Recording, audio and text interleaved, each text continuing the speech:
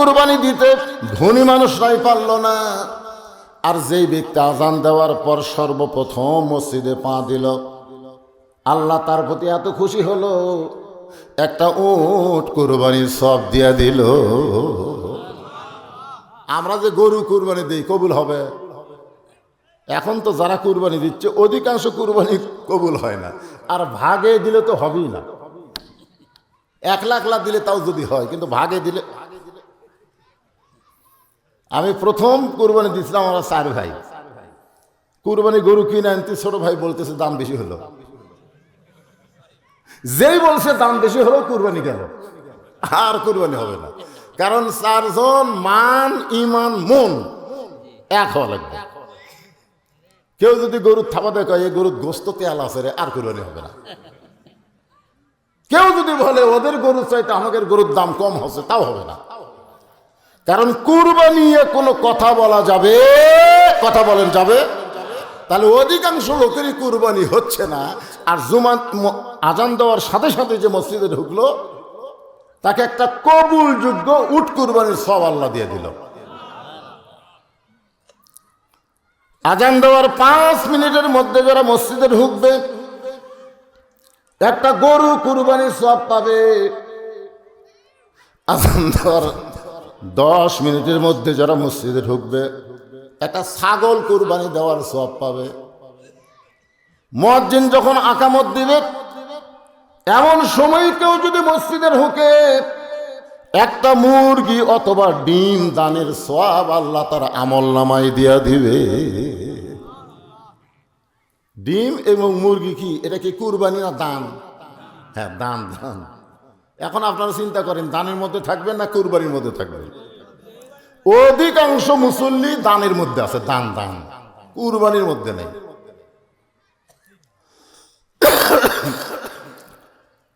এতদিন সাহাবীরা ঢিলা ঢালা হয়ে আসতো, কিন্তু আজকে যেই মাত্র বেলাল আজান শেষ করেছে, পঙ্গপালের মতো মুসল্লি মসজিদে নববীর মধ্যে ঢুকে গেছে। জোরে কান সুবহানাল্লাহ।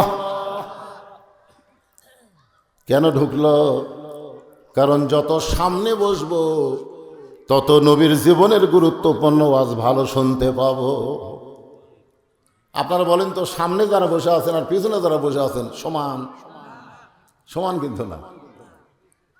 আমি আপনাকে সবাইকে দেখতে পাচ্ছি, কিন্তু পিছনে যারা আছে এটা তো দেখা যাচ্ছে না। হ্যাঁ, আসরের নামাজ কয় রাকাত? আরো জোরে বলেন, কয় রাকাত? আমি কিন্তু বলি নাই আসরের ফরজ কয় রাকাত। এটা আপনাকে একটু ট্রাই করলাম, ট্রাই যে নিয়ামতপুরের লোকেরা আসরের নামাজ কয় রাকাত পড়ে, এটা বোঝা গেল। আমি কি বলছি? আসরের ফরজ কয় রাকাত তাই কইছি? আমি কিন্তু বলেছি আসরের নামাজ কয় রাকাত। তার মানে আপনার 4 রাকাতের মধ্যে আছেন, 8 রাকাত নাই। এক সাহাবী জিজ্ঞাসা করলো, ইয়া রাসূলুল্লাহ, এশার আগে 4 রাকাত, আসরের আগে 4 রাকাত, আর জোহরের আগে 4 রাকাত আছে না নাই? এই 3-4 রাকাতের একটু ফজিলত শুনবার চাই। আল্লাহ রাসূল বললেন, এশার আগে আর আসর আগে 4 রাকাত সুন্নত, এটা হলো মহাব্বত। আর জোহরের আগে 4 রাকাত সুন্নত, এটা হলো ইবাদত। কথাটা খেয়াল করে শুনবেন। আসরের আগে যে 4 রাকাত সুন্নত, এটা কি? মহব্বত। আর জোহরের আগে 4 রাকাত সুন্নত হলো ইবাদত। ইবাদত মানুষ আল্লাহর জন্য করে না, ইবাদত করে জান্নাতের জন্য। সুবহানাল্লাহ। ইবাদত করে মানুষ ফাদখুলি ফি ইবাদি ওয়াদখুলি জান্নাতি। ইবাদত মানুষ করে জান্নাতের জন্য, আর মহব্বত মানুষ আদায় করে আল্লাহর জন্য। এখন বলেন তো, জান্নাতের জন্য আর আল্লাহর জন্য তফাৎ আছে না নাই? কি তফাৎ? এক বান্দা আছে নামাজের সেজদায়, আল্লাহ ডাক দেয়া বলে, তুই যতই নামাজ পড় আর সেজদা কর, তোর ঠিকানা জাহান্নাম। ওই মাথা তুলে বলতেছে আলহামদুলিল্লাহ। আল্লাহ কয়, এই পাগলা, এই তোরে জাহান্নামের খবর দিলাম, তুই আলহামদুলিল্লাহ বললি কেন? বান্দা বলতেছে, আল্লাহ আলহামদুলিল্লাহ বলার কারণ হলো আমার থাকার জায়গা আছে। আপনি যদি বলতেন জাহান্নামও নাই জান্নাতও নাই, তাহলে আমি যাব কোথায়? জাহান্নাম যখন আমার আছে, তাও তো বলতে পারবো আমার থাকার জায়গা আছে রে। আল্লাহ কয় কি পাগলা, জাহান্নামে গেলে তুই পুড়ে যাবি, তোর কষ্ট হবে। পাগল বলতেছে আমি একলা যাব? আল্লাহ কয় তোর সঙ্গে খেয়ে যাবে। বলে যাক সেজদা দিছি, তাক ছাড়া যাব না। আল্লাহ কয় আসলেই তাই। আমার মহব্বতে কেউ যদি ইবাদত করে, সে একলা থাকবে না, আমি আল্লাহ তার সঙ্গে থাকবো। সুবহানাল্লাহ বলেন। তাহলে কি বলতেছিলাম, আসরের নামাজ হলো 8 রাকাত। রাসূল বলেছেন কোন গরিব মানুষ মক্কায় আসতে পারবে না, মদিনায় আসতে পারবে না, কিন্তু মসজিদের মধ্যে গিয়ে যদি আসরের 4 রাকাত সুন্নত আদায় করে, হেরেমের মধ্যে নামাজ পড়ার সমান সওয়াব আল্লাহ তার আমল নামায় দিয়ে দিবে। সওয়াবের দিক দিয়ে অনেক বেশি, কিন্তু না পড়লে গুনাহ নাই। এই জন্য আমরা পড়ি না। আমাকে তো সওয়াবের দরকার নাই, আছে না নাই? আছে। তাহলে আসরের নামাজ কয় রাকাত? জোরে বলেন। আপনি পড়েন বা না পড়েন, 4 রাকাত বলার সুযোগ নেই। আসরের নামাজের ইমামতি করবেন আল্লাহর নবী হযরত বেলাল আকামত দিয়ে দিলেন। নবী মেহরাবের মধ্যে ঢুকতেছেন, খুব খেয়াল করে শুনবেন। যখন মুয়াজ্জিন আকামত দেয়, তখন ইমামকে মেহরাবের মধ্যে ঢুকতে হয়। পুরাপুরি ঢুকলে হবে না। ইমাম যদি পুরাপুরি মেহরাবের মধ্যে ঢোকে, তাহলে জামাত মাকরু হবে। ফতোয়াটা খেয়াল করে শুনছেন? ইমাম পুরাপুরি মেহরাবের মধ্যে ঢোকাতে হবে না, অন্তত পায়ের অর্ধেক মসজিদের মধ্যে রাখতে হবে, অর্ধেক মেহরাবের মধ্যে রাখতে হবে। কারণ মেহরাব মসজিদ না, মেহরাব হলো মসজিদের অংশ। কি বুঝলেন? সূরা কাউসারের তাফসীর শুনবার যায়, একটু কি এইগুলা জিনিস একটু বোঝা লাগবে। মেহরাব মসজিদ নয়, মসজিদের কথা কয় না, মসজিদের। আমার এ হাত আমার দেহ না, দেহের অংশ। এ হাত যদি এখন এখান থেকে কাটা কেউ ওখানে ফেলে দেয়, কেউ বলবে বদুশীদের দেহ পড়ে আছে? কেউ বলবে না, কেউ হাত পড়ে আছে। সর্বপ্রথম মেহরাব তৈরি হয়নি তো মসজিদে কোবা? হজ করছে আমার ভাই, আপনি তো করছেন। সর্বপ্রথম রাসূল মদিনায় যে মসজিদ তৈরি করে, সে মসজিদের নাম হলো মসজিদে কোবা। প্রথম মসজিদ হওয়ার কারণে ওখানে 2 রাকাত নামাজ পড়লে আল্লাহ তাকে একটা ওমরা হজের সওয়াব দিয়ে দেয়। কিন্তু মেহরাব নাই, মেহরাব নাই। মসজিদ নববীতে প্রথম মেহরাব তৈরি হয়। মেহরাব তৈরি হওয়ার আয়াত হলো ইয়া আইয়ুহান নাবিয়্যু হারজিল মুমিনিনা আলাল কিতাল। হে রাসূল, তাহলে জামাতবদ্ধভাবে নামাজ পড়লে হবে না। যারা আপনার পিছনে নামাজ পড়তেছে তাদেরকে সৈন্য হিসাবে, সোলজার হিসাবে গড়ে তুলতে হবে। কারণ যে কোনো সময় মক্কার কাফেরেরা মদিনা আক্রমণ করতে পারে। আর মদিনা যখন আক্রমণ করবে, তখন দোয়া দিয়া দরুদ দিয়া আপনি মদিনা বাঁচাবার পারবেন না, বরং কাফের বেঈমানদের বিরুদ্ধে অস্ত্র ধরা লাগবে। কথা কয় না? এই আয়াত যখন নাজিল হলো, রাসূল যখন সাহাবীদের সামনে বললেন, তখন আবু বকর রাদিয়াল্লাহু ডান পাশে একটা লোক নামাজ পড়তো তাকবীরে উলার সাথে। কিসের সাথে?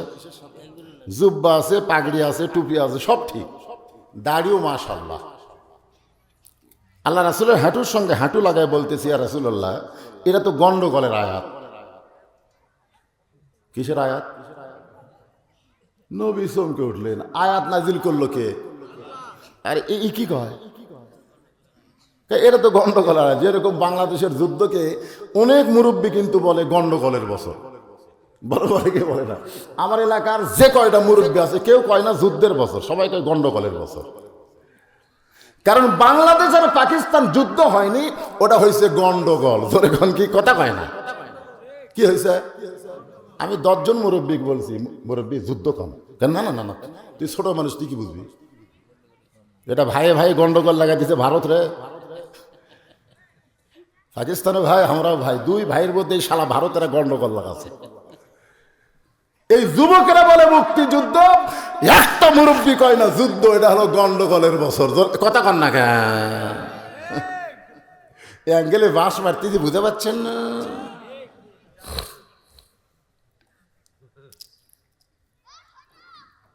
তো হাঁটুর সঙ্গে হাঁটু লাগায় বলি, ইয়া রাসূলুল্লাহ, এটা তো গন্ডগোলের আয়াত। সঙ্গে সঙ্গে নবী বললেন, আল্লাহ ইকে, এই টুপিওয়ালা দাড়িওয়ালা জুব্বাওয়ালা ইকে এতদিন হলে আমার কাছে নামাজ পড়তেছে, আবু বকরের কাছে ইকে। সঙ্গে সঙ্গে আল্লাহ আয়াত নাজিল করলেন, আমিনান নাসি মান ইয়াকুলু আমান্না বিল্লাহি ওয়া বিল ইয়াউমিল আখিরি ওয়া মা হুম বিমুমিনিন।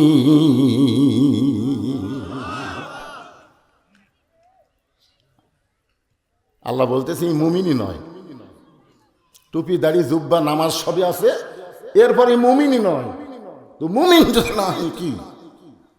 আল্লাহ বললেন এ হলো মস্ত বড় মুনাফিক।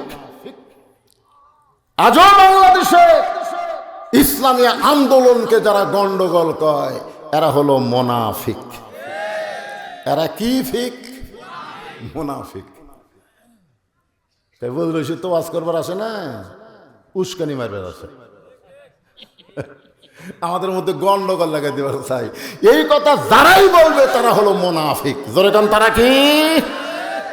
টুপি আছে, দাড়ি আছে, হাজি আছে, জুব্বা আছে, কিন্তু ইসলামী আন্দোলন পছন্দ করে না। কোরআনের ওয়াজ শুনবে, কিন্তু কোরআন সমাজে প্রতিষ্ঠা হোক এটা মনে প্রাণে চায় না। জোরে কান, কথা ঠিক কিনা? হ্যাঁ।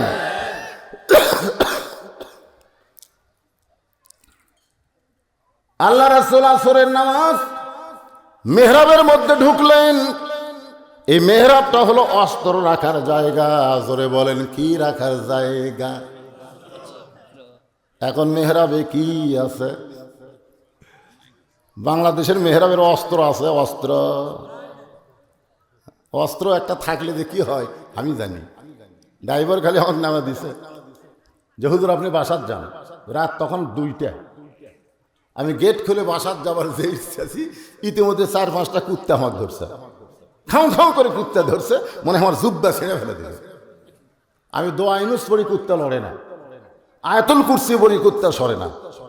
ইন্নাহুম ইয়াকিদুনা কায়দা ওয়া আকিদু কায়দা বলি, তাও কুত্তা আমাকে ছাড়ে না। তখন আমার ইমান বলতেছে, মওলানা তোর মুখত খালি দোয়া আছে, কিন্তু হাতত লাঠি নাই।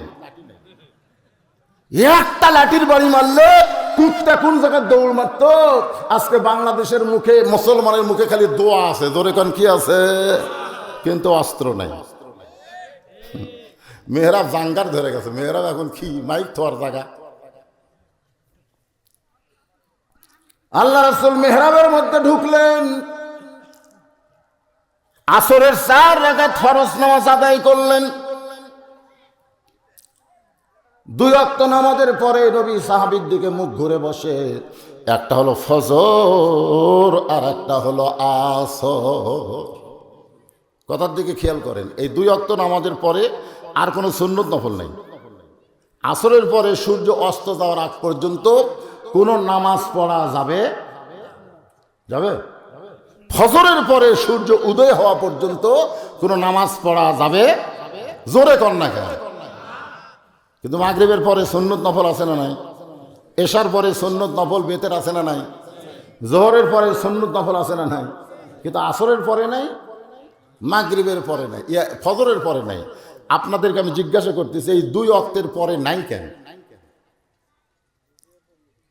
এই 2 ওয়াক্ত নামাজের পরে, আসরের পরে আর ফজরের পরে নাই কেন? আপনারা কি জানেন? না জানলে বলবেন জানি না। আজকে আমি জানাবো, তো জানানোর জন্য আছি। জোরে বলেন জানেন? কেন কথা কয় না? কেন জানেন? আরো জোরে। না নয় জানি না, আরো জোরে, জোরসে বলুন। জোরে হলো না? মাশাআল্লাহ। এটা কিন্তু সব ভিডিও হচ্ছে। বক্তা খালি একলাই জানে রে, এরা কিছুই জানে না। এই না জানার কারণেই তো বাংলাদেশে ভণ্ড পীর বেশি বাড়াছে। জোরে কোন কথা ঠিক কি না? আচ্ছা, এই কোরআনের মাদ্রাসাগুলো যদি বেশি হতো, প্রাইমারি সরকার যেভাবে চলায় মাদ্রাসাকে সরকার সেভাবে যদি গুরুত্ব দিত, প্রত্যেকটা মুসলমান জানতো, জোরে কোন কথা ঠিক কিনা, কলা কৌশল করে মুসলমানকে কোরআন থেকে সরাই রাখছে। ছেলেকে ভর্তি করার মাদ্রাসায় দিবার বলে না হুজুর উপবৃত্তি আছে। মাদ্রাসায় কি উপবৃত্তি আছে? তা তো নাই, উপবৃত্তি যেটি আছে সেটি আমার ছেলে আছে। হায় রে, কি ষড়যন্ত্র বাংলাদেশে চলতেছে। মুসলমান হওয়ার পরেও তার সন্তানকে আগডম বাগডম ঘোড়াডমের শিক্ষা দিচ্ছে। মুসলমান হওয়ার পরেও তার সন্তান দাঁড়ায় দাঁড়ায় পেশাব করতেছে। কতক্ষণ ঠিক কিনা? সূরাটার নাম হলো ইন্না আতাইনাকাল কাউসার। ছোট্ট সূরা, সকলে পড়েন। ফাসাল্লি লিরাব্বিকা ওয়ানহার ইন্না শানিআকা হুয়াল আবতার। আসরের নামাজের পরে নবী দাঁড়িয়ে গেলেন। সাহাবারা বললেন, ইয়া রাসূলুল্লাহ, আসরের নামাজের পরে আপনি বসেন, ফজরের পরে আপনি বসেন, কিন্তু দাঁড়ালেন কেন? আল্লাহ নবী বললেন, এমন একটা গুরুত্বপূর্ণ ওয়াজ আমি তোমাদেরকে শোনাবো, যে ওয়াজ বসে বলা যাবে না, দাঁড়িয়ে দাঁড়িয়ে বলতে হবে। সাহাবাদের আরো আকর্ষণ বেড়ে গেল। কি রে, এতদিন নবী আলোচনা করছে মেম্বরত বসে থেকে, আজকে হুজুর বলতেছে এমন গুরুত্বপূর্ণ আলোচনা যেটা বসা বলা যাবে না, দাঁড়িয়ে দাঁড়িয়ে বলতে হবে। সমস্ত সাহাবী নবীর চেহারার দিকে তাকায় আছেন। বক্তার চেহারার দিকে তাকায় থাকলে সওয়াব আছে, নবীর চেহারা দেখলে জাহান্নাম আল্লাহ মাফ করে দেয়, আর বক্তার চেহারা দেখলে আল্লাহ জীবনের সগীরা গুনাহ মাফ করে দেয়। কারণ বক্তা তো বক্তা না, আল ওলামা ওয়ারাসাতুল আম্বিয়া। এই জন্য আজকে যতক্ষণ আলোচনা করবো একটু আমার কালো মানুষের চেহারার দিকে তাকায় থাকা লাগবে। আর ওই যে ছোট ছোট বাচ্চারা দুষ্টামি করতেছে, মাহফিল কমিটিকে বলবো এই বাচ্চা করে সাইজ করেন না, খালি চিল্লাচিল্লি করতেছে না। হায় হায় রে, এর মাও কে, এর বাপ কে? একে জন্মের সমস্যা থাকতে পারে ভাই, জান। আশ্চর্য কথা। সন্ধ্যার সময় গরু গোয়াল ঘরে না উঠলে মানুষ খালি খোঁজে গরু গেল কোথায়।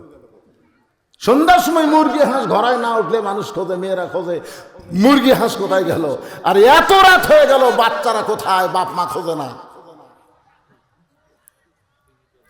আপনারা যারা এখানে বসে আছেন, আপনাদের কারো বাচ্চা যদি চ্যাও চ্যাও করে, ওক ধরে আসেন তো। 7 বছর থেকে নবী বলেছে তালিম দাও, 7 বছর থেকে তালিম দাও, শিক্ষা দাও, কোথায় চিল্লাচিল্লি করা যাবে, কোথায় করা যাবে না, তালিম দাও। আর 10 বছর থেকে জোর করে ধরাও। জোরে কোন কথা ঠিক কিনা? তো যারা চিল্লাচিল্লি করতেছে মনে হয় 7-এর বেশি বয়স হয়ে গেছে। 9 থামান থামান, ওদের থামান। অত্যন্ত গুরুত্বপূর্ণ আলোচনা বাজান, একটু মনোযোগ দিয়ে শুনতে রাজি আছেন তো ইনশাল্লাহ? আল্লাহ নবী মেহরাবের মধ্যে ঢুকতেছেন।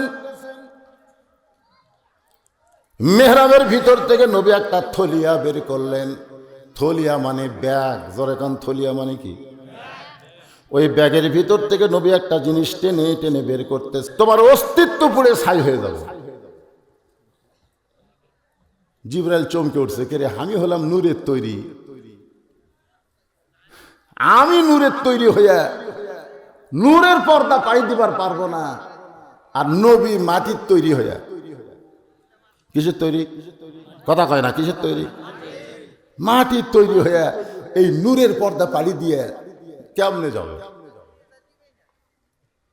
ফেরেশতা জিবরাইল বললেন, রাসূলুল্লাহ, আল্লাহ নবী 2 জনা প্রেম করেছেন গোপনা। সবাই বলেন, আল্লাহ নবী 2 জনা প্রেম করেছেন গোপনা, মাঝখানে তো জিবরাইলের জায়গা ছিল না। এই যে 30 পারা কোরআন, একটা কোরআন শরীফ এখানে দেওয়া দরকার। মাদ্রাসার মাহফিলে একটা যে কোরআন নাই, এই 30 পারা কোরআন সরাসরি নবীর কাছে আসে নাই, মাঝখানে জিবরাইল ছিল। সুবহানাল্লাহ কর না কেন? মাঝখানে কে? জিবরাইল ছিল না? আল্লাহর কোরআন জিবরাইলের মাধ্যমে নবী পাইছে, কিন্তু লাইলাতুল মেরাজে আল্লাহর আরশে ওই জায়গায় আল্লাহ জিবরাইলকে রাখে নাই। কেন রাখে নাই? ফাসাল্লি লিরাব্বিকা, আজকে সূরা কাউসারের মধ্যে রবের নামাজ সম্পর্কে আলোচনা হবে, সেইটাই আপনাকে শোনানোর জন্য বলতেছি, একটু মনোযোগ দেন। নবী বলেন, সাহাবারা রে, এই জুব্বা পরা অবস্থায় আমি আল্লাহর আরশের মধ্যে ঢুকে গেলাম। যেই জুব্বা তোমরা দেখতেছো, এই জুব্বা পরা অবস্থায় আল্লাহর সঙ্গে আমার মেরাজ হয়ে গেল। এই জুব্বা পরা অবস্থায় আমি বাইতুল মামুরের মধ্যে ফেরেশতাদের ইমামতি করলাম। এই জুব্বা পরে আমি জান্নাত দেখলাম, জাহান্নাম দেখলাম। এই জুব্বা পরা অবস্থায় আল্লাহর অনেক অলৌকিক কিছু আল্লাহ পাক আমাকে দেখাইছে। যেই জুব্বা তোমাদের দেখাইতেছি, আমি লাইলাতুল মেরাজ পাড়ি দেওয়ার পরে এই জুব্বার কোনোদিন আমি পরি নাই, আমি যত্ন করে রাইখা দিয়েছি। আজকে তোমাদেরকে জুব্বা দেখানোর পিছনে কারণ হলো, আমি নবী আর বেশি দিন দুনিয়াতে থাকবো না। আমি নবী আর বেশি দিন দুনিয়াতে থাকবো না। আমি চলে যাওয়ার পর, চলে যাওয়ার আগেই, আমি চলে যাওয়ার আগেই তোমাদের মধ্যে কাউকে না কাউকে এই দামি জুব্বাটা আমি দিয়ে যাবার চাই। লিল্লাহি তাকবীর। আমি চলে যাওয়ার আগেই এই দামি জুব্বাটা তোমাদের মাঝে কাউকে না কাউকে আমি দিয়ে যাবার চাই। প্রত্যেকটা সাহাবী মাথা নিচু করে মনে মনে চিন্তা করে, এত দামি জুব্বা নবী কাকে দিবে? এই লাইলাতুল মেরাজের ফজিলতের, মারেফতের, ইলমে লাদুন্নির জুব্বাটা নবীর কে পাবে? সমস্ত সাহাবী মাথা নিচু করে চিন্তা করতেছে। নবীর পাশে বসা আবু বকর রাদিয়াল্লাহু, যাকে আমরা সকলে বলি 1 নম্বর সাহাবী। জোরে বলেন, কয় নম্বর? এমনি এমনি কই না, সত্যি কই। আবু বকর কি 1 নম্বর? এমনি এমনি? হায় হায়, আল্লাহ রাসূল বলেছেন, আল্লাহর পরে কেউ যদি আমার দোস্ত থাকে, সে দোস্তের নাম হলো আবু বকর সিদ্দিক। জোরে বলেন সুবহানাল্লাহ। আবু বকর রাদিয়াল্লাহু মনে মনে চিন্তা করে, এই জুব্বা বুঝে আমি পাই, আমি ছাড়া তো জুব্বা পাওয়ার কাউকে খেয়াল করতে পারি না। আল্লাহর নবী বলেছেন, আমার সমস্ত উম্মতের নেকি যদি এক পাল্লায় দেওয়া হয়, আর আবু বকরের গায়ে সুরের মহব্বতের নেকি যদি অন্য পাল্লায় দেওয়া হয়, সমস্ত উম্মতের নেকির চাইতে আবু বকর নেকির ওজন বেশি হবে। দরজাত খালি ঠোকা মারছে, সঙ্গে সঙ্গে দরজা খুলে গেছে। আল্লাহ নবী বলে, আবু বকর, এই গভীর রাতে তোমাকে ডাকতে পারলাম না, শুধু দরজায় ঠোকা দিলাম, তুমি দরজা খুললে। তুমি কেমনে জানলে আমি তোমার দরজায় আসতেছি? আবু বকর বলে, হুজুর, কয়েক মাস আগে আপনি বলেছিলেন একদিন গভীর রাত্রে মক্কা ছেড়ে মদিনায় হিজরত করা লাগবে, আমাকে সঙ্গে করে আপনি মদিনায় যাবেন। সেদিন থেকে আজ পর্যন্ত কোন রাত্রি ঘুমাইনি, দরজার কাছে আমি দাঁড়িয়ে আছি। নবী 2 হাত বাড়ায়া দেয়, আবু বকর রে, শিশুকালে আমার মা মারা গেছে, মায়ের পেটে থাকতে আমার বাবা মরে গেছে। এই মক্কার কাফেরেরা আমাকে 2 চোখে দেখতে পারে না। আবু বকর, যখন মক্কা থেকে মদিনায় হিজরত করব, তোমার মতো একজন বিশ্বস্ত বন্ধু পেয়েছি। আসো বন্ধু, আসো, আমার বুকের মধ্যে চলে আস। নবী আমার ঘুমায় গেছে, আবু বকর ঘুমায় না।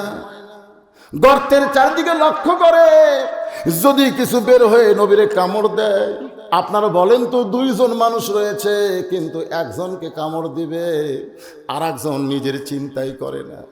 নবীর মহব্বতের ইসকে বিলীন করে দিয়েছে, যদি নবীরে কামড়ায় তাকে কামড়াবার পারে এই কথা তার মনেও হয় না। সব গর্তের মধ্যে মাথার পাগড়ি দিয়ে, একটা গর্ত আর কাপড় ওড়ায় না। কি করবা আবু বকর? ডান উরাতের উপরে নবী ঘুমাইছে, এই বাম পাখানা গর্তের মুখে লাগাই দিস। আল্লাহ কোরআনে বললেন, লিয়াবলুয়াকুম আইয়ুকুম আহসানু আমালান ওয়া হুয়াল আজিজুল গফুর। সুন্দর আমলের পরীক্ষা হবে।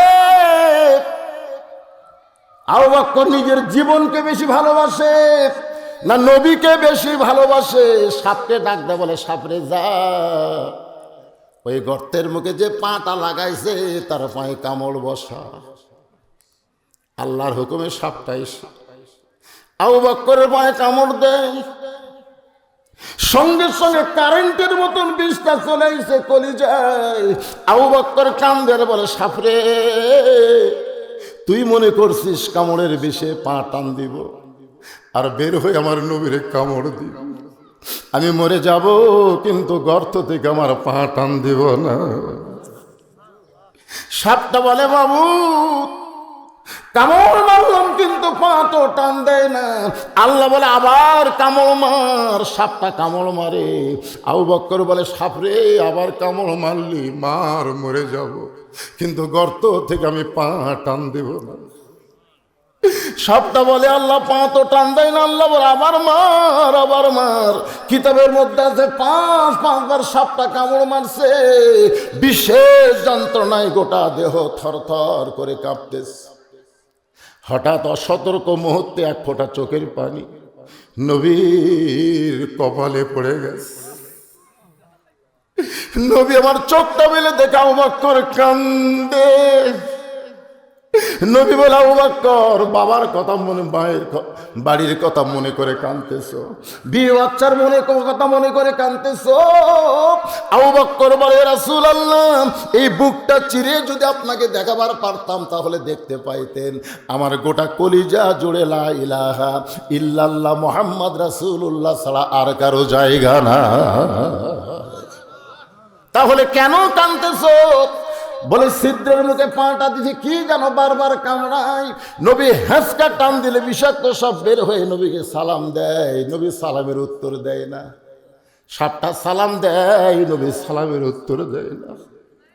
সাপটা সালাম দেয় নাই, বলে, সাপরে আমার কলিজায় কামড় মারবি আর আমার সালাম দিবি?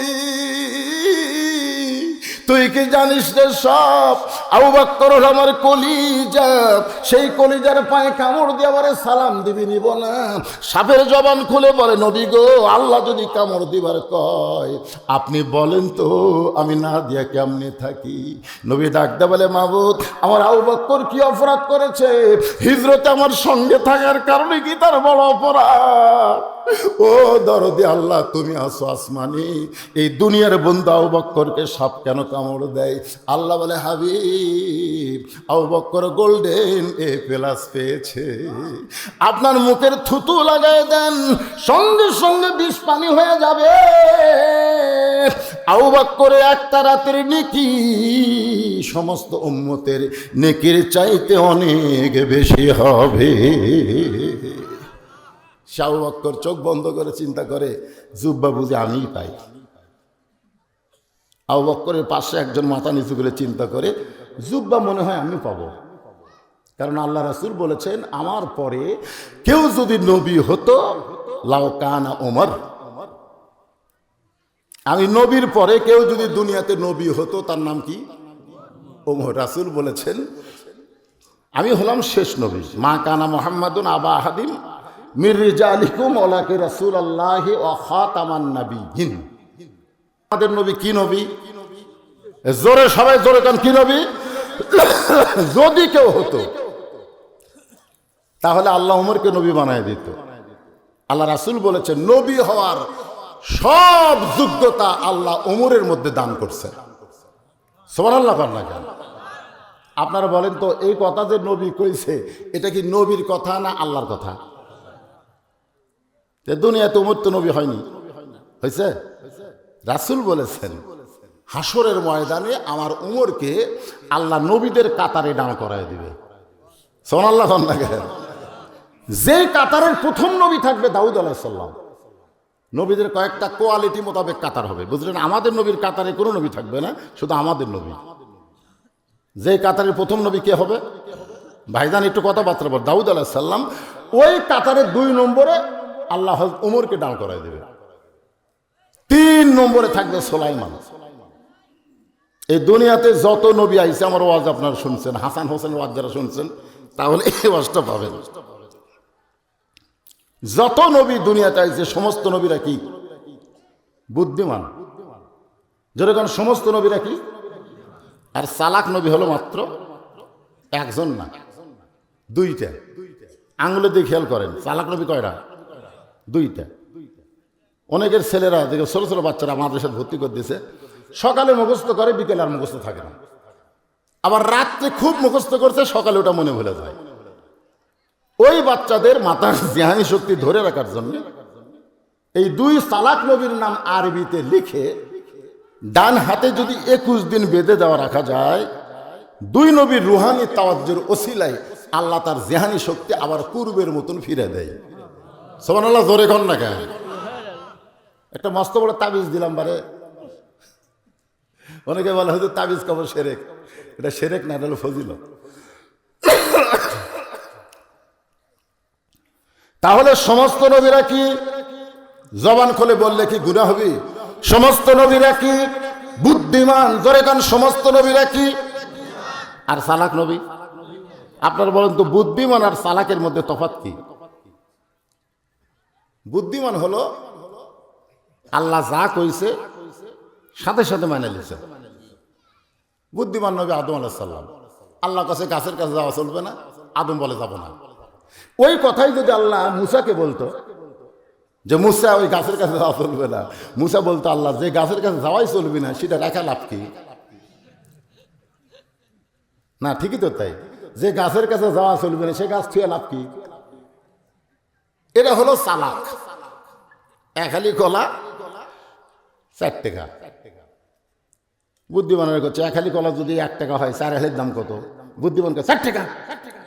চালাক বলতে যে কে রে, বাজারত তো 1 কলায় 10 টাকা,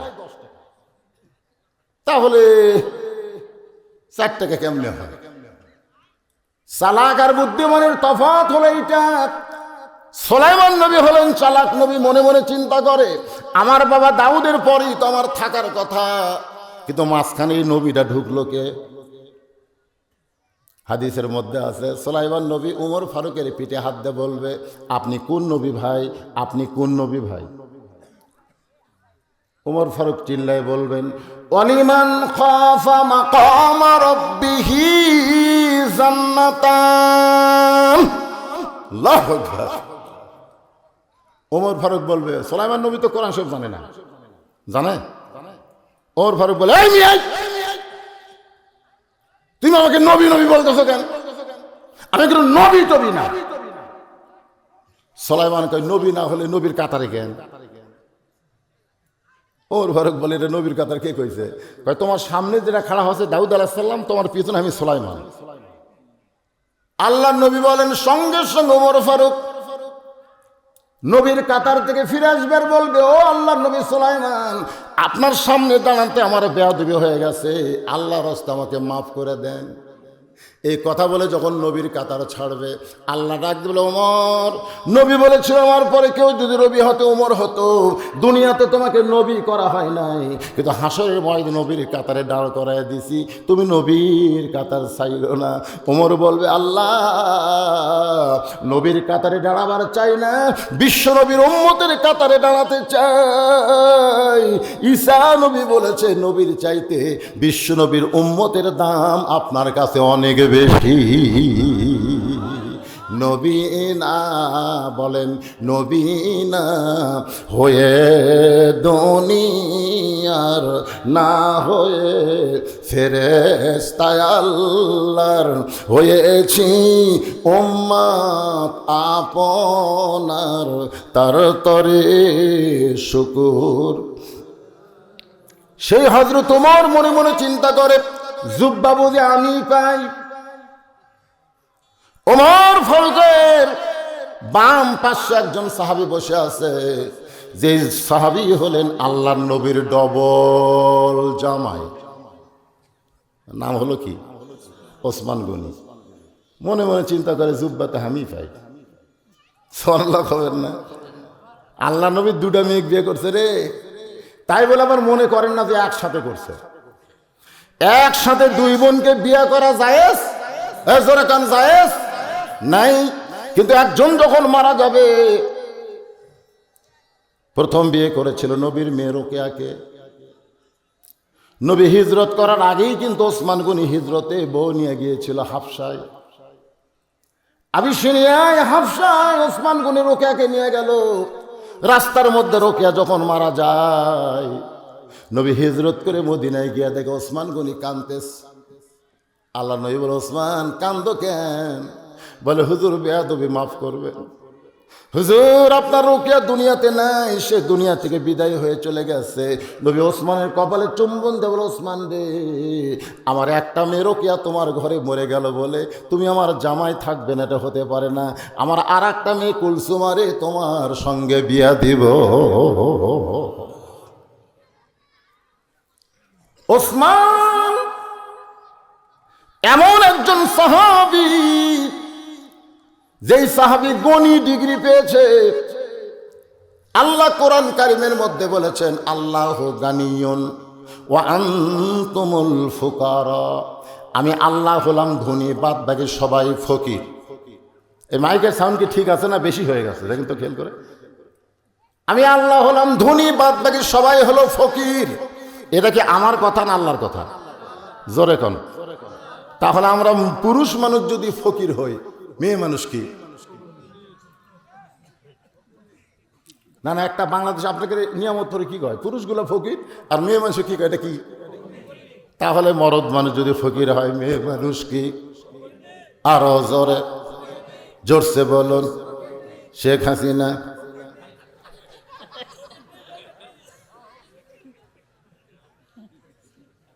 ভয় লাগতেছে? তাহলে কোরআনের সাথে কি আপনারা একমত না দ্বিমত? আল্লাহ গানিয়ুন ওয়া আনতুমুল ফুকারা, আল্লাহ বলেছে আমি হলাম ধনী, বাদ বাকি সব ফকির। তাহলে পুরুষ মানুষ ফকির হলে মেয়ে মানুষ কি? শেখ হাসিনা, খালেদা জিয়া, দীপু মনি, শিরিন শিলা। শিরিন শিলা কিন্তু বর্তমান বাংলাদেশের প্রেসিডেন্ট। হায় হায় রে, এই ভিডিও যখন বার হবি ভাই, প্রধানমন্ত্রীর কাছে গেলে এটা কোন জায়গাতে রে? এই তো খুঁজে দেখতে কোন জায়গা? তো খুঁজা দেখবে যে নিয়ামতপুরের ওপর কুড়া শালবাড়ি। এটা কোন বক্তারে?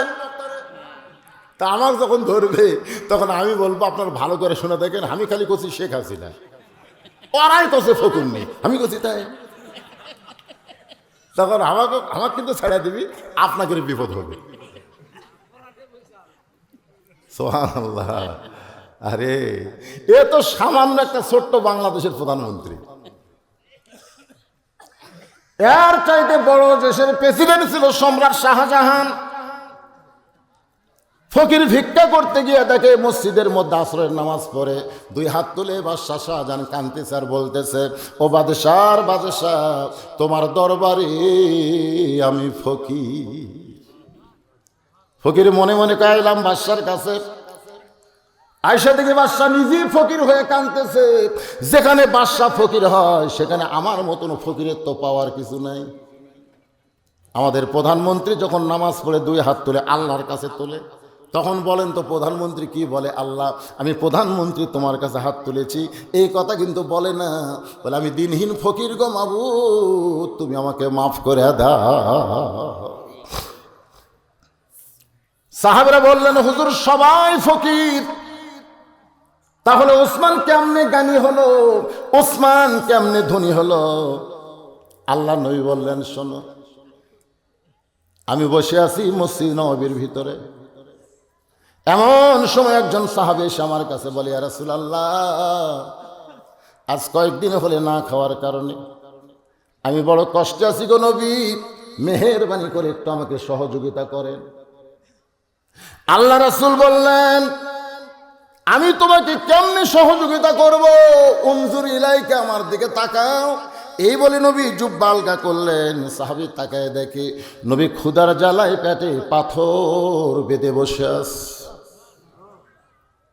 সাহাবী চোখের পানি নিয়ে যখন ফেরত যাবার চায়, এমন সময় আল্লাহর নবী ডাক দিলেন, আলী। সঙ্গে সঙ্গে আলী দৌড়ে এসে বলে, ইয়া রাসূলুল্লাহ, হুজুর আমারে ডাকেন কেন? বলে, দেখো তোমার ভাই ক্ষুধার জ্বালায় আমার কাছে সাহায্য চাই, কিন্তু আমি তো ক্ষুধার জ্বালায় পেটে পাথর বাঁধে আছি রে। আম্মা সাইলা ফালা তানহার, একটা সাইল কাজীকে কেমনে ফিরাই দেই? আলী বলে, ইয়া রাসূলুল্লাহ, আমাকে ডাক দেয়া কি হবে? আজ কয়েকদিন হলে আমার পেটেও কোনো দানা পানি পড়ে নাই। রাসূল বা আলী, তোমাকে দান করা লাগবে না, বরং তুমি একটু ওসমান গনির কাছে চিঠি লেখো, যে চিঠির মধ্যে 2000 টাকার অঙ্ক বসায় দিয়া চিঠির নিচে আমি নবীর নাম একটু লিখে দাও। হযরত আলী চিঠি লিখলেন, চিঠির মধ্যে 2000 টাকার অঙ্ক লিখে চিঠির নিচে আল্লাহর নবীর নাম বসায় দিলেন। নবী ডাকটা বললেন, রে গরিব সাহাবী, এই চিঠিখানা ওসমানের দরবারে নিয়ে যাও। 2000 টাকার অঙ্কের চিঠি গরিব সাহাবী ওসমান গনির দরবারে গিয়া দেখে ওসমান গনি ক্যাশিয়ারের সঙ্গে ঝগড়া করতেছে। কিছুক্ষণ পরেই বলতেছে, এই বেটা 4 আনার হিসাব দে। কি করিস ক্যাশিয়ারি? 4 আনার হিসাব দে, হিসাব না দেওয়া পর্যন্ত তোকে ছাড়বো না। গরিব চিঠির দিকে তাকায় আর মনে মনে চিন্তা করে, যেই বেটা 4 আনার জন্য ক্যাশিয়ারকে ছাড়ে না, ও কোনোদিন 2000 টাকা দান করবে না। নবীর কাছে গিয়া বলে, রাসূলুল্লাহ, হুজুর কি দেখলাম, আর আপনি কার কাছে পাঠাইলেন? আল্লাহ নবী বলেন, চিঠি দিছ? বলে, দেওয়ার পরিবেশ পাইনি। নবী বললেন, আবার দাও। নবীর কথা মতো গরিব সাহাবী ওসমান গনির দরবারে গিয়ে দেখে ক্যাশিয়ারের কপাল ঘেমে ঘাম টস টস করে পড়তেছে, আর ওসমান গনি কিছুক্ষণ পরেই বলতেছে, বেটা 4 আনার হিসাব দে, হিসাব না দিলে তোরে ছাড়বো না। গরিব মনে মনে করে 1 ঘন্টা হয়ে গেল, যেই বেটা 4 আনার হিসাব ছাড়ে না, এ কোনোদিন 2000 টাকা দান করবে না। নবীর কাছে গেলে নবী আবার পাঠায় দিবে। না খাইয়া বসে থাকা যায়, কিন্তু না খাইয়া ঘোরাঘুরি করা যায়। আমি এক ফকিরকে দেখলাম, এক দরজা ভিক্ষা চায়, মাঝখানে 2 দরজা বাদ দিয়ে আবার 1 দরজা ভিক্ষা চাইল। আমি ফকিরকে বললাম, কা ভাই, এই 2 বাড়ি বাদ দিলা কে? আমার কয়, আপনি ভিক্ষাত নামেন। আমি বলি, ভিক্ষার নামা লাগবে কেন? আমাকে রাগ করে কয়, হুজুর এর আগে কমপক্ষে 10 বার এই 2 দরজার ভিক্ষা চাচ্ছি, প্রত্যেক বাড়ি বলেছে মাফ করো। তো যারা ফকিরের কাছে মাফ চায়, এই শালা করে আমি তালাক দিছি। আপনি কি মনেন আমার সময়ের দাম নেই? যেখানে ভিক্ষা পাওয়া যাবে না সেখানে ওয়াজাত আমি ধরবো না। নবীর কাছে গেলে নবী আবার পাঠায় দিবে, দরকার নাই। সিটি পকেটের মধ্যে রাখা গোপন পথটা পালাবার চাই। গোপন রাস্তা দিয়ে যখন গরিব সাহাবী যায়, এমন সময় দেখে রাস্তার মাথায় হযরত আলী দাঁড়ায় আছে। আলী বলতে, তো ভাইজান খালি 2টা দিরহাম দিয়ে। কয়টা? আমার হাসান হোসেন ক্ষুধার জ্বালায় কাঁদতেছে, 2টা দিরহাম দে রে ভাই, একটা চিঠি লিখে দিলাম, তার হাদিয়া কি 2টা দিরহাম হয় না? গরিব বলতেছে, আলী ভাই আমার কাছে একটাও টাকা নাই। টাকা থাকলে কি এরকম যায়? বলে, কেন টাকা নাই? 2 বার পর গেছি, বেটা ক্যাশিয়ারকে 4 আনার জন্য ছাড়ে না, তাহলে সে 2000 টাকা কেমনে দিবে? আলী বলতেছে, সাহাবী রে, আল্লাহ নবী যা কিছু করে নিজে করে না, সব আমার আল্লাহ করা। যা ওসমান গনির কাছে যা। হযরত আলীর কারণে ওসমান গনির দরবারে গিয়ে দেখে ওসমান গনি আর ক্যাশিয়ার 2 জনই আল্লাহর জিকির করতেছে, আলহামদুলিল্লাহ আলহামদুলিল্লাহ। গরিব সালাম দেয়, চিঠিখানা যখন দেয়, ওসমান গনি চিঠি হাতে নিয়ে বলতেছে, ভাইজান এই চিঠি কে পাঠাইছে ভাই? গরিব বলতে চিঠির নিচে আল্লাহর নবীর নাম লেখা আছে।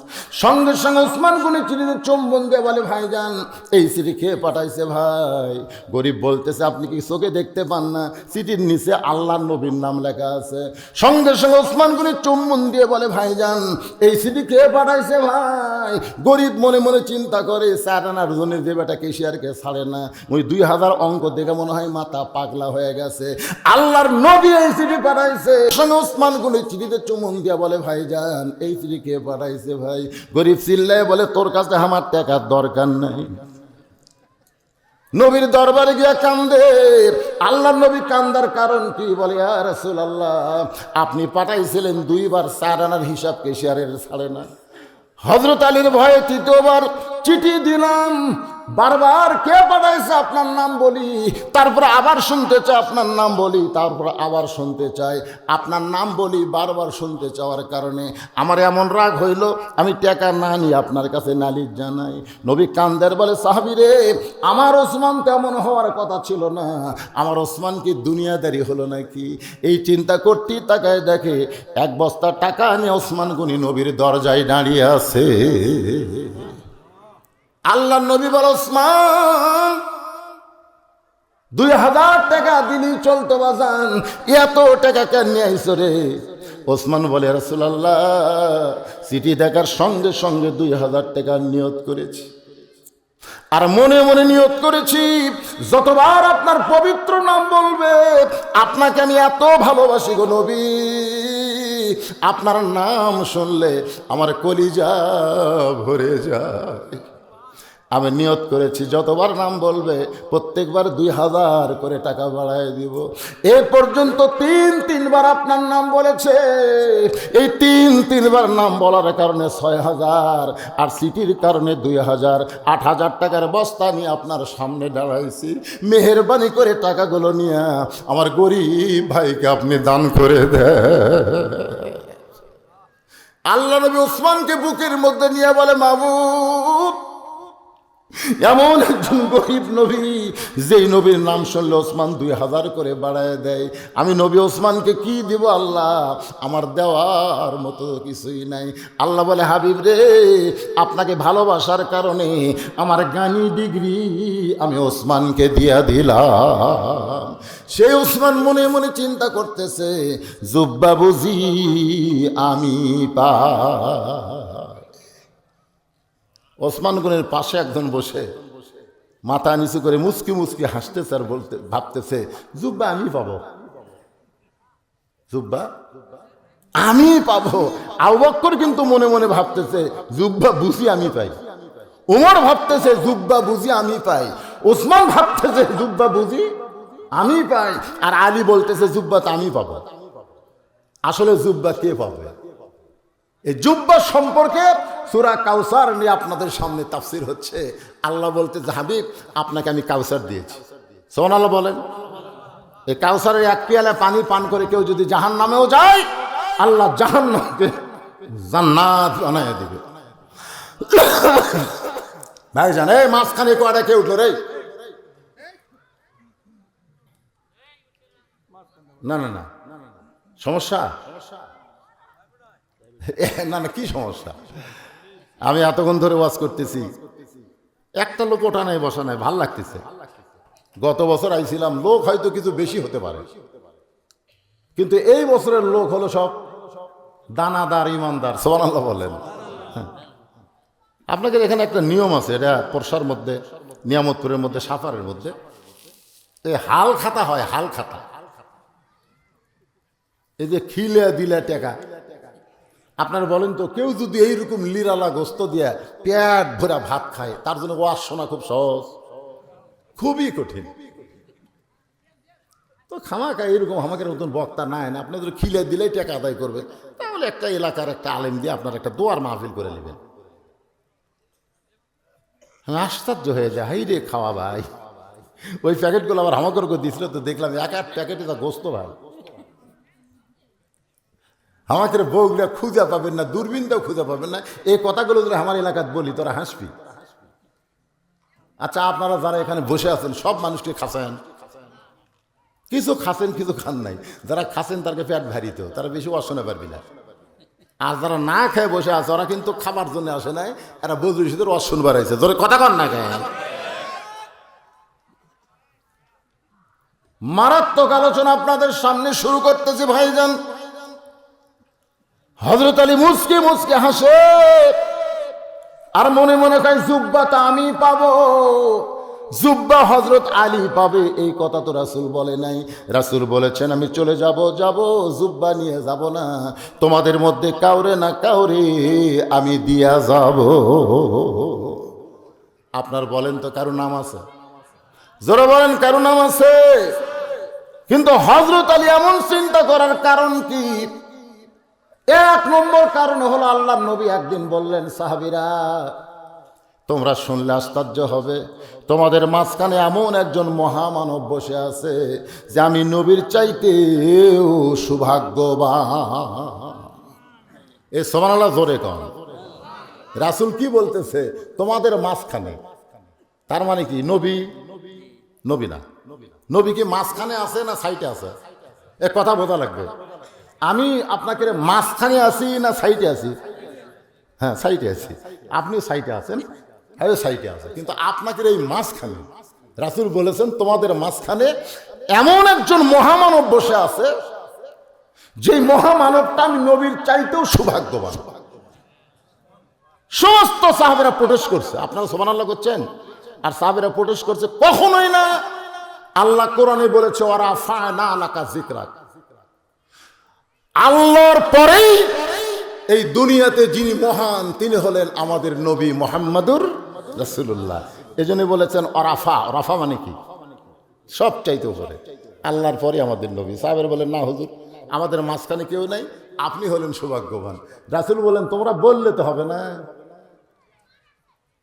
সব সাহাবী বললেন হুজুর তাহলে কেমনে সৌভাগ্যবান?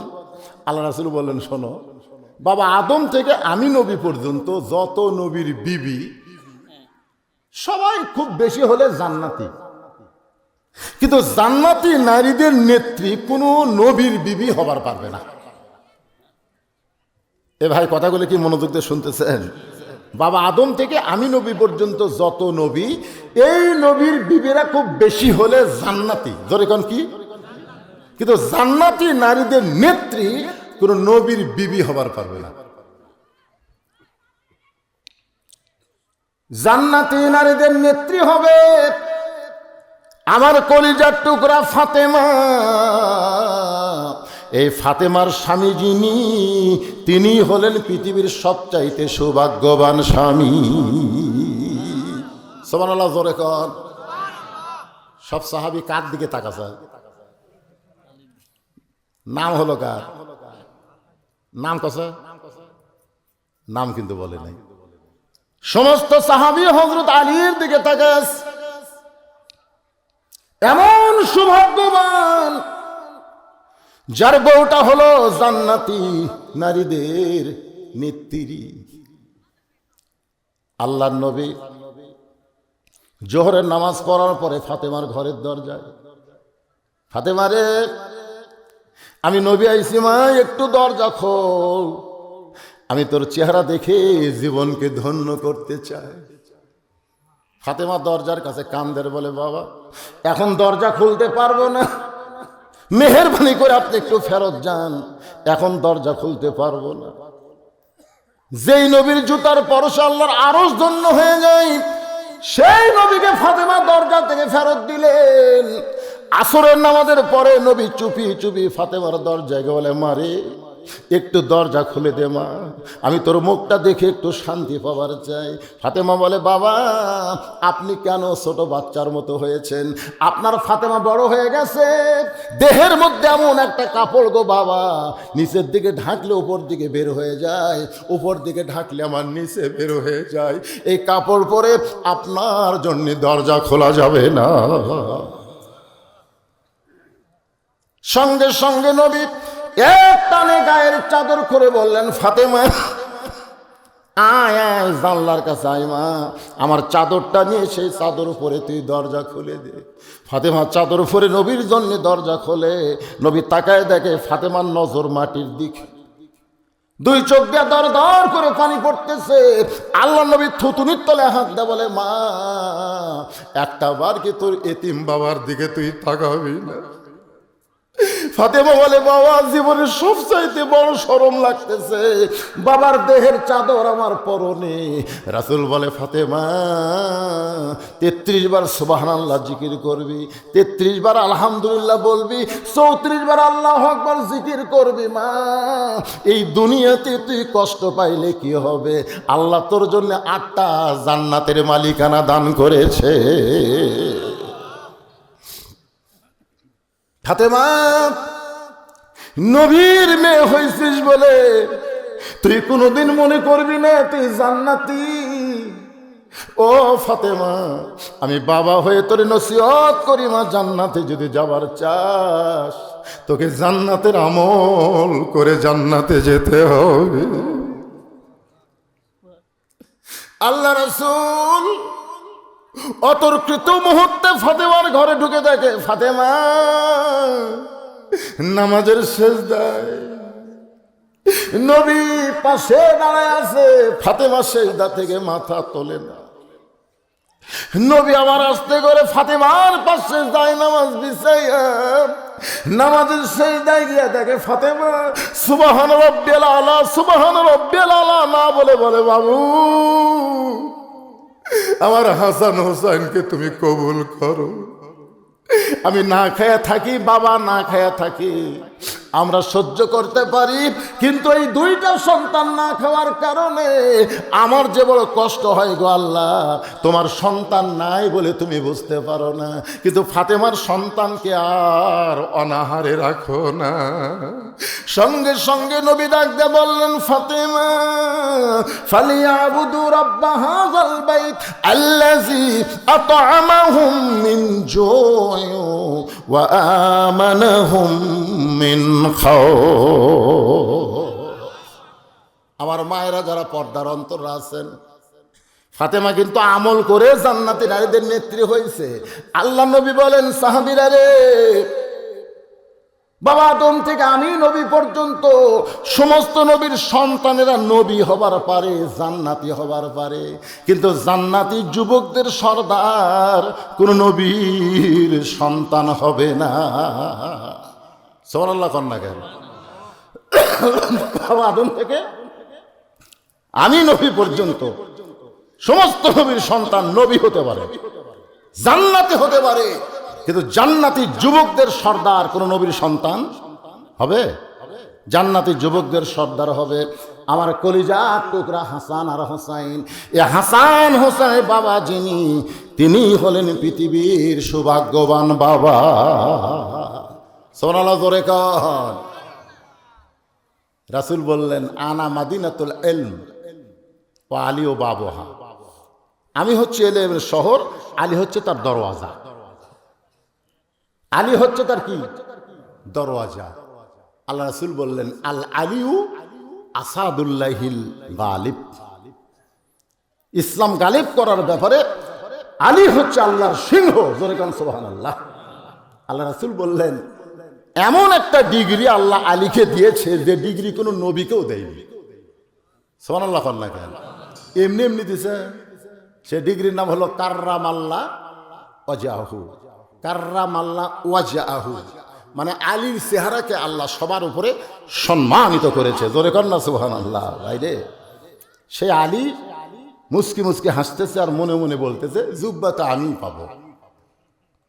আসলে জুব্বা কে পাবে আমি আপনাদের সামনে ক্লিয়ার করে দিব, কিন্তু আপনার ঘড়ির দিকে তাকায় দেখেন একেবারে উঠেই আমার একটা স্বভাব হলো আমি উঠে ওয়াজ না করে আদায় করি না। অন্তত কিছু সময় ওয়াজ করার পরে জনগণের কাছে বলি, জনগণ যেন বিরক্ত না হয়। আল্লাহ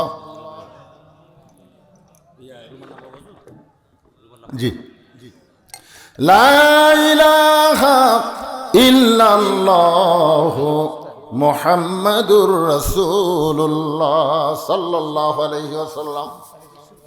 দাও কি হলো? এর নাম দিয়েছে আদায়ের জন্য। হ্যাঁ নামো। কোরআন হ্যাঁ এগুলো এখন আবার একবার বলবো। হ্যাঁ 42 43 আর মাত্র 20টা লাগবে, ইনশাল্লাহ হয়ে যাবে। এতগুলো মানুষের তো 20টা কোরআন হবে না। বাবা মা কবরে গেছে, একটু চোখ বন্ধ করে চিন্তা করেন। কিন্তু যেদিন ডাক পড়িবে কবর, জোগাড় কিছু করছো বন্ধু তার মাঝে বিছাইতে।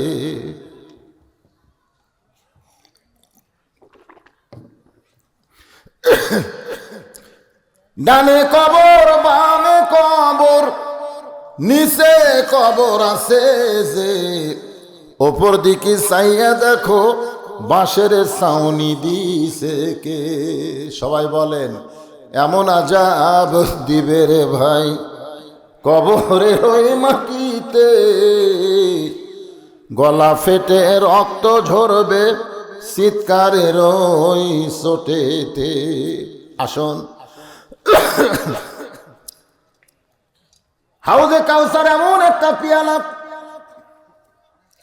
ইমাম গাজ্জালী রহমতুল্লাহ আলাইহি তাবলীগী দ্বীন কিতাবের মধ্যে উল্লেখ করেছেন, হাউজে কাউসারের এক পেয়ালা পানি পান করে কেউ যদি জাহান্নামেও যায়, আল্লাহ জাহান্নামকেও জান্নাত বানায় দিবে। সুবহানাল্লাহ কয় না?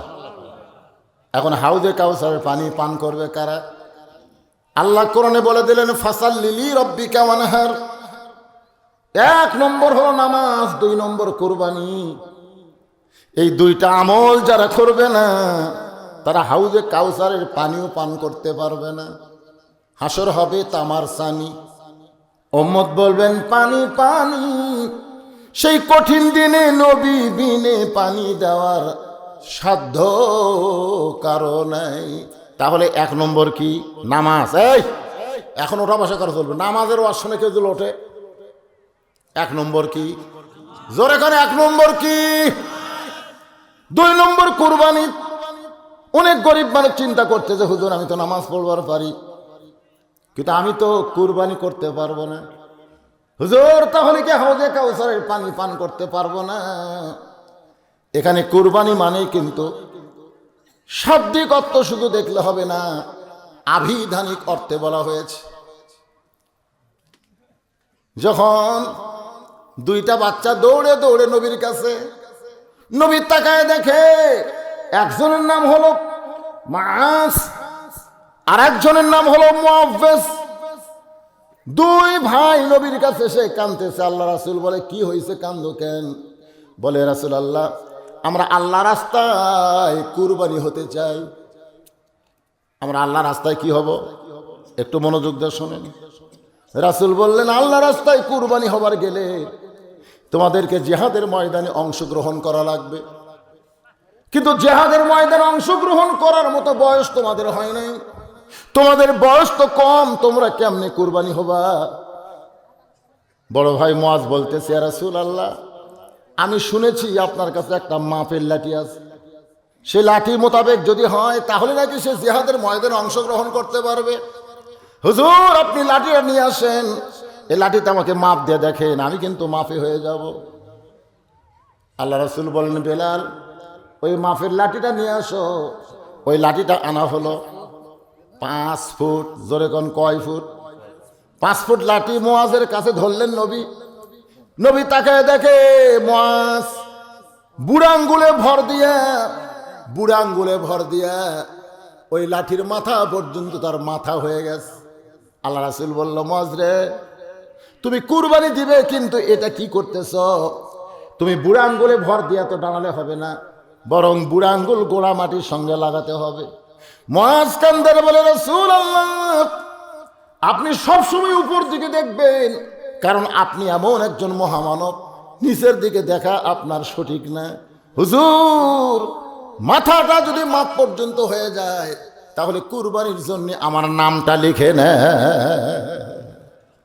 ছোট ভাই মুআফফিসকে রাসূল মাপ দিয়ে দেখলেন লাঠির চাইতে 4 আঙ্গুল ছোট।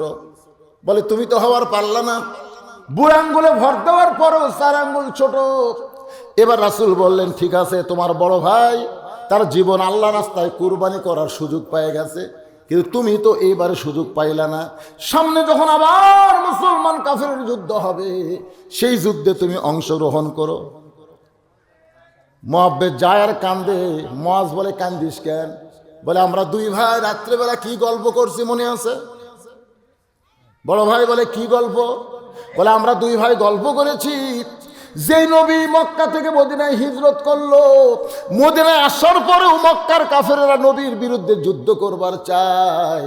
আমরা দুই ভাই নিজের জীবনকে কুরবানি করব নবীর দুই ধারে দাঁড়ায়া। কোনো কাফের যদি নবীকে ডান থেকে মারে, তুমি ডান দিকে দাঁড়াবা, নবীর দেহে যেন কাফেরের তরবারে আঘাত না লাগে, তোমার দেহে লাগে।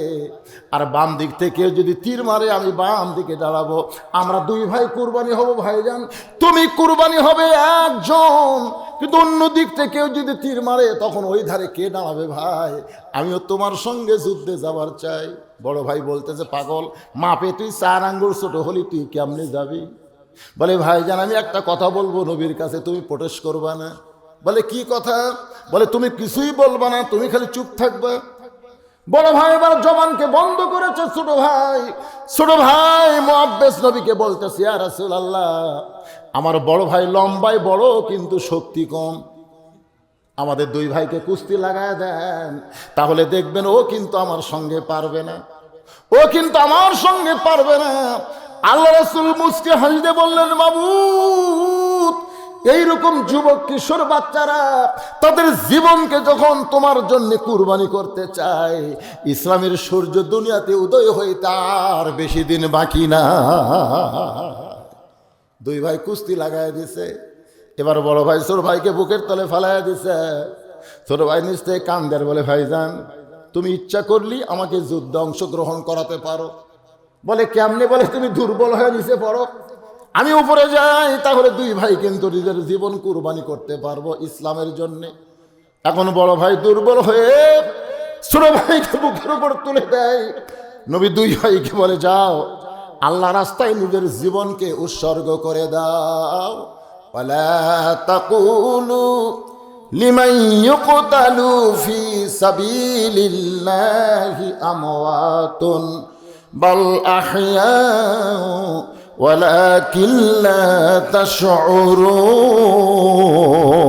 তাশউরুন। আল্লাহু আকবার। ফাসাল্লি রাব্বিকা ওয়ানহার। ওয়ানহার মানে এখানে কুরবানি, নহর প্রবাহিত করা। আমরা খালি গরু ছাগলকে কুরবানি দেই। ভাইজান, এই কুরবানি শুধু গরু ছাগল কুরবানি না, এই কুরবানি হলো আল্লাহর জন্যে নিজের জীবনকেও কুরবানি করা লাগতে পারে। এই জন্য আমার সঙ্গে সকলে একটু বিড়বিড় করে বলবেন, ইমানের দাবি যদি কুরবানি হয়, সেই দাবি ঘরে বসে থাকা নয়। কে রে, এই গান গাইলে গুনাহ হবে? তাহলে সবাই বলেন, ইমানের দাবি যদি কুরবানি হয়, সেই দাবি ঘরে বসে থাকা নয়। ইমানের দাবি হলো কিছু বিনিময়, সেই বিনিময় যদি কলিজার ঘাম হয়, সেই ঘাম দিতে যেন তৈরি থাকি। ওগো দয়াময় আমার আল্লাহ দয়াময়। তাহলে নামাজ আর কোরবানি এই দুইটা আমল যদি করতে পারি, তাহলে পান করবো হাউজে কাউসারের পানি। আল্লাহ আমাদের সকলের জন্য কবুল করুক, দরকার আমিন। 30 পারা কোরআন হেফজ করার কারণে মাথায় পাগড়ি পরানো হয়। আপনাদের কাছে আমার প্রশ্ন হলো, সর্বপ্রথম এই দুনিয়াতে 30 পারা কোরআন হেফজ করছে কে? সর্বপ্রথম এই দুনিয়াতে নবী তো ওস্তাদ। নবী কি? নবী বলেছেন, ইন্নী বুইস্তু মুআল্লিমান, আল্লাহ আমাকে শিক্ষক করে প্রেরণ করছে। লিতাম্মিমা মাকারিমাল আখলাক, আমার ছাত্ররা গোল্ডেন A+ পেয়েছে চরিত্রের সার্টিফিকেটে। ধরে এখন সুবহানাল্লাহ। তো নবীর মাদ্রাসার কোন ছাত্র সর্বোত্তম 30 পারা কোরআন হেফজ করছে? আপনারা কি বলতে পারেন? আর আগে একটা প্রশ্ন করছিলাম যে ফজরের পরে আর কি আসরের পরে সুন্নত নফল কেন নাই? মনে আছে আপনাকে? ভুলে গেছেন? আপনারা বলেন তো, ইসলাম গ্রহণ করছে সর্বোত্তমকে? আবু বকর না, আলীও না। এই দেখেন, মেয়েদের মধ্যে হলো খাদিজাতুল কুবরা। তখন তার বয়স হচ্ছে 55 বছর। মনোযোগ দিয়ে শুনবেন, মা খাদিজা যখন ইসলাম গ্রহণ করছে তখন বয়স কত? 55 বছর। হয়তো আবু বকর রাদিয়াল্লাহু যখন ইসলাম গ্রহণ করছে তখন তার বয়স হলো 37 বছর। যখন কয় বছর? আর হযরত আলী যখন ঈমান গ্রহণ করছে তখন তার বয়স হলো মাত্র 8 বছর। এখন আপনাদের কাছে আমার প্রশ্ন, ওমর ফারুক যখন ইসলাম গ্রহণ করছে তখন তার বয়স হচ্ছে 27 বছর। যখন কয় বছর? 27 বছর। এখন যদি আবু বকর, উমর আর আলী এই তিনজনকে হাফেজে মাদ্রাসায় ভর্তি করে দেওয়া হয়, আপনারা বলেন তো কে তাড়াতাড়ি হেফজ করবে? কি জন্যে? এটা কিন্তু খুব বুঝের কথা। আবু বকর রাদিয়াল্লাহু কোরআন শরীফ পড়েছে বহুবার, কিন্তু কোরআন গোটা মুখস্থ করা তার পক্ষে সম্ভব হয়নি। ওমর ফারুক 27 বছর, যে বিয়ে শাদী করার পরে বউ ছেলে চিন্তা করবি না কোরআন মুখস্থ করবি, এই জন্য ওমর ফারুকও সর্বোত্তম হাফেজ হতে পারেনি। কিন্তু হযরত আলী তো বউ ছেলে নাই, এই জন্য সর্বপ্রথম 30 পারা কোরআনের হাফেজ হচ্ছেন হযরত আলী। জোরে খান সুবহানাল্লাহ। আর আল্লাহ তাআলা রাসূলকে যে এলেম দিয়েছিলেন, এলেম সরাসরি রাসূল আলীকে সুপর্দ করেছেন, যেটা করার কারণেই রাসূল বলেছেন আনা মাদিনাতুল ইলম ওয়া আলী ও বাবুহা। এই জুব্বাটা হলো কিন্তু খালি যাওয়া আসা না, মেরাজের বহু অলৌকিক ঘটনার মধ্যে একটা ঘটনা হলো 27 বছর। ধরে বলেন কয় বছর? কথা এখন কত বছর? সময় চলে গেছে, কিন্তু আসা থেকে পানিও গড়তিছে ওযু করার, ঘরের শিকলও লড়তিছে। এর মধ্যে কারণ আছে না নাই? এই কারণের মহাপ্রলয়ের জ্ঞান রাসূল সরাসরি জুব্বার মাধ্যমে হযরত আলীকে দান করেছেন। জোরে কান সুবহানাল্লাহ। তবে কিতাবে 3টা জুব্বার কথা আছে। একটা জুব্বা হলো তায়েফের ময়দানে রক্তাক্ত জুব্বা। তায়েফের ময়দানে রাসূল কলেমার দাওয়াত দিবার গেছিলেন, তায়েফবাসী এত পাথর মারছে যে শরীরের রক্তগুলো এই জুব্বা রক্তে লালে লাল হয়ে গেছে। আল্লাহ রাসূলের রক্ত দিয়ে যে জুব্বা লালে লাল হয়ে গেল, এই জুব্বা রাসূল কিন্তু পরিষ্কার করেনি, ওই জুব্বা রাসূল ধোয়নি, ওই রক্তাক্ত অবস্থায় জুব্বাটা রেখে দিয়েছিলেন। এই জুব্বা রাসূল কোনোদিন পরেন নাই, তায়েফের জুব্বা রাসূল যত্ন করেছেন। আর একটা জুব্বা হলো গারে হীরার জুব্বা। সর্বপ্রথম আল্লাহ তাআলা নবীর পরনে জুব্বা থাকা অবস্থায় কোরআনের 5টা আয়াত নাজিল করেছেন। ফেরেশতা জিবরাইল নবীকে বুকের মধ্যে চাইফা ধরেছিলেন। সুবহানাল্লাহ বলেন। এই 3টা জুব্বা রাসূল 3 জনকে দিয়েছেন, তার মধ্যে একজন চেয়েছে, তিনি হলেন খাদিজাতুল কুবরা। ওই জুব্বাখানা চেয়ে নিয়েছে কাফনের কাপড় হিসাবে। আর একজনকে রাসূল দিয়েছেন, তিনি হলেন খায়রাত তাবেঈনা ওয়াইজাল করনি। খায়রাত তাবেঈনা ওয়াইজাল করনি বলা হয়েছে, সমস্ত তাবেঈদের মধ্যে ওয়াইসকুনি হলেন শ্রেষ্ঠ। জরিকান সুবহানাল্লাহ। তুমি সাহাবী হতে পারেনি, ইচ্ছা করলে পারতেন, কিন্তু মায়ের কারণে সাহাবী হওয়া তার সৌভাগ্য হয়নি। কিন্তু তাবেঈনদের মধ্যে তিনি হলেন উত্তম তাবেঈ। তাকে রাসূলের তায়েফের ময়দানে রক্তমাখা জুব্বাটা দান করেছিলেন। কি কারণে দিয়েছেন সে রাসূল ভালো জানে। আপনার হাদিস শরীফে দেখবেন যে হয়তো ওমর ফারুক আর হযরত আলী তাকে খুঁজতেছে ওই কুরুন দেশে গিয়ে। যাই হোক, ওটা হলো রক্তমাখা জুব্বা। আর মেরাজের জুব্বাটা আল্লাহ রাসূল হযরত আলীকে দিয়েছেন, এবং আলী সেই জুব্বা পাওয়ার পর একটা কিতাব লিখেছেন, যে কিতাবের নাম হলো দেওয়ানে আলী। দেওয়ানে আলী বিশাল কিতাব। এখনও যারা হজ করেছেন তারা মদিনার মসজিদ নববীর উপর তলায় গেলে যে মাকতাব রয়েছে পশ্চিম সাইডে, ওই মাকতাবের মধ্যে দেওয়ানে আলী কিতাব পাওয়া যায়। আর একটা কিতাব হযরত আলী থেকে রচিত ওফা লোফা। এই কিতাবের মধ্যে পড়লে দেখবেন তিনি কত জ্ঞানের অধিকারী ছিলেন। সুবহানাল্লাহ বলেন, সুবহানাল্লাহ বলেন। ওমর ফারুক বলেছে আলীর কাছে আমরা কিছুই না। যাই হোক, আজকের আলোচনার মধ্যে দিয়ে সব কিছু আপনাদের বলার চেষ্টা করলাম। যতদূর পর্যন্ত বুঝতে পেরেছেন আমল করার তৌফিক আল্লাহ দান করুক। আল্লাহ আমাদেরকে আশিক রাসূল কবুল করুক, 5 ওয়াক্ত নামাজি কবুল করুক। সকলে বলে আমিন। ইস্তিগফার ওয়া আস্তাগফিরুল্লাহ রব্বি মিন কুল্লি যামবি ওয়া তুবু ইলাইহি।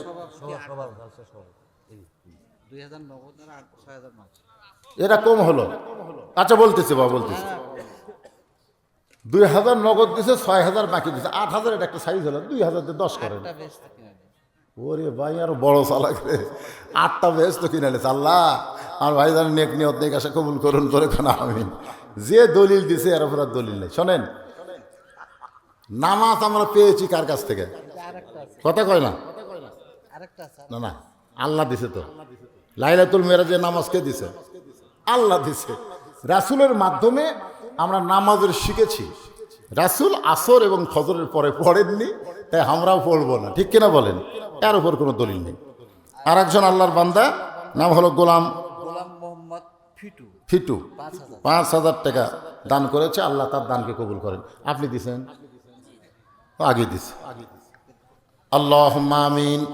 আল্লাহুম্মা আনতাস সালাম ওয়া মিনকাস সালাম তাবারাকতা ইয়া যাল জালালি ওয়াল ইকরাম। আয় আল্লাহ তাআলা, মাগরিবের নামাজের পর থেকে এই গভীর থেকে গভীর রাত পর্যন্ত তোমার পাগল বান্দা বান্দিরা আরামের বাড়ি আরামের ঘুমকে বাদ দিয়া কোরআন হাদিসের মোহাব্বত কলিজার মধ্যে নিয়ে এই জান্নাতের বাগানে বসে বসে কোরআন হাদিস আলোচনা শোনার শেষে আমি গুনাহগারের সঙ্গে রহমতের দরজায় ফকির হয়ে দোকানে হাত তুলেছে। আল্লাহ মেহেরবানি করে আজকের মাহফিল আমাদের সকলের হেদায়েতের জন্যে, নাজাতের জন্যে, জান্নাতের জন্যে কবুল করে নাও। এই মাহফিলের শুরু থেকে শেষ পর্যন্ত যে আলোচনা হয়েছে এর মধ্যে ত্রুটি হলে ভুল হলে মাফ করে দাও। যা হাদিয়া মঞ্জুর করো সোনার মদিনায় নবী পাকের রওজা মোবারকে আল্লাহ কবুল করে নাও। আমরা যারা হাত তুলেছি রব্বির হামহুমা কামা রব্বায়ানি সগীরা, আমাদের বাপ মা যাদের কবরে গেছে আল্লাহ বাপ মার কবরকে জান্নাতের টুকরা বানিয়ে দাও। আল্লাহ আমাদের দাদা দাদি নানা নানি আত্মীয় স্বজন শ্বশুর শাশুড়ি যাদের কবরে গেছে কবরবাসীদের আল্লাহ মাফ করে দাও। এই মাদ্রাসাকে কিয়ামত পর্যন্ত কবুল করে নাও। এই মাদ্রাসায় আজকে নগদে বাকিতে যারা দান করেছে আল্লাহ সকলের দানগুলোকে জান্নাতের বিনিময় হিসাবে কবুল করে নাও। আল্লাহ তোমার মাদ্রাসায় কোরআন শরীফ বাবদ যারা 500 করে টাকা দান করেছে আল্লাহ তাদের নেক নিয়ত নেক আশাকে তুমি কবুল করো। মাবুদ পর্দার অন্তরালের মা বোনেরা আবিদা সালিহা পর্দারজি কবুল করে মা ফাতেমার চরিত্র দান করো।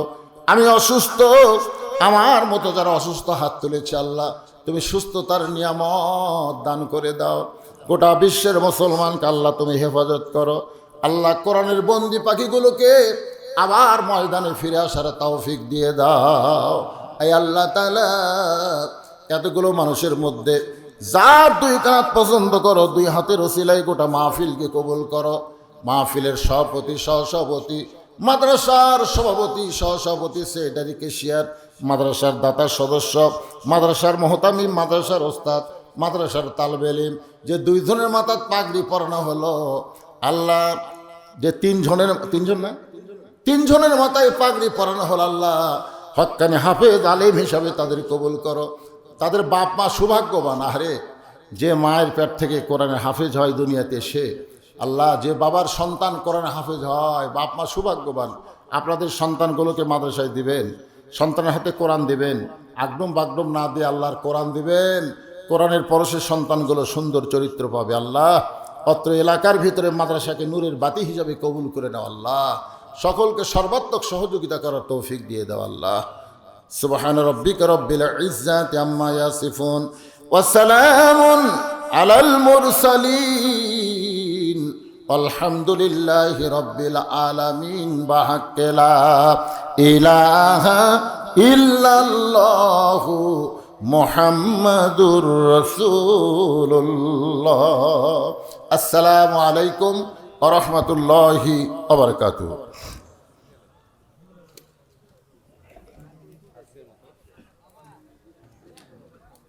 মোনাজাত হয়ে গেল, কল হবে না না মোনাজাতে পড়ার কোনো কথাই পানি খাবেন না? পানি দাও তো, গরম পানি এই মাসে হয় পুরো গরম পানি নাই তো, ঠান্ডা হবে ভাই বলে দেন।